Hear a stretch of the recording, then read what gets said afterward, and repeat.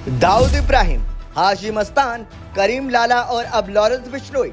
आखिर मुंबई में कैसे मजबूत होते गए गैंगस्टर्स। डी कंपनी की राह पर लॉरेंस गैंग। माया नगरी मुंबई में लॉरेंस बिश्नोई का नाम पिछले कुछ महीनों से खूब चर्चा में है। कारण है पहले सलमान के घर फायरिंग और फिर उनके करीबी बाबा सिद्दीकी की हत्या। इन सब घटनाओं ने दाऊद इब्राहिम, हाजी मस्तान और करीम लाला की यादें ताजा कर दी हैं।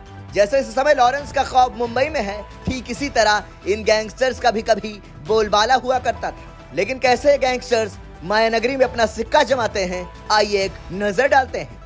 महाराष्ट्र के मुंबई में एनसीपी नेता बाबा सिद्दीकी की हत्या ने सार्वजनिक व्यवस्था और सुरक्षा पर सवाल खड़े कर दिए हैं। इस हत्याकांड ने 1990 के दशक की यादें ताजा कर दी है।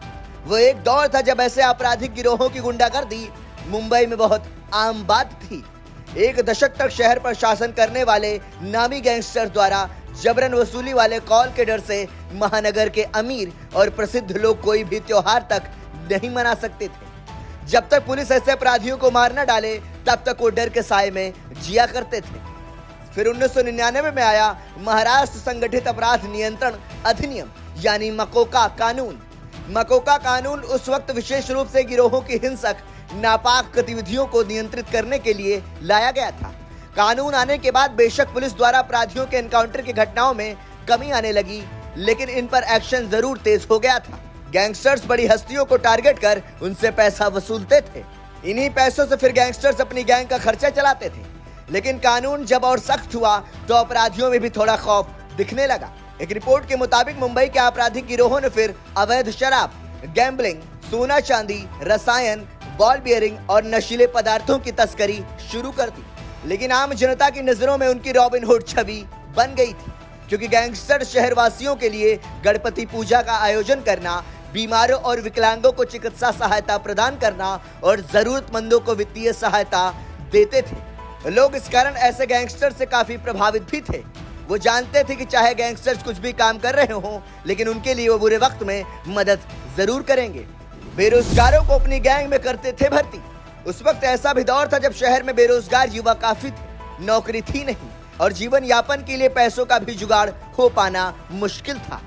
ऐसे वक्त में उन्हें गैंगस्टर्स का साथ मिलता था। गैंगस्टर्स बेरोजगार युवकों को अपनी गैंग में भर्ती करते थे, बदले में उन्हें पैसा देते। उस वक्त ऐसे गैंगस्टर्स में हाजी मस्तान, करीम लाला, वरदराजन मुदलियार, इकबाल मिर्ची और दाऊद इब्राहिम शामिल थे। गैंग में शामिल युवाओं से गैंगस्टर तस्करी, वसूली जैसे काम करवाते थे। इससे उन्हें भी काफी फायदा होता था और युवाओं को भी।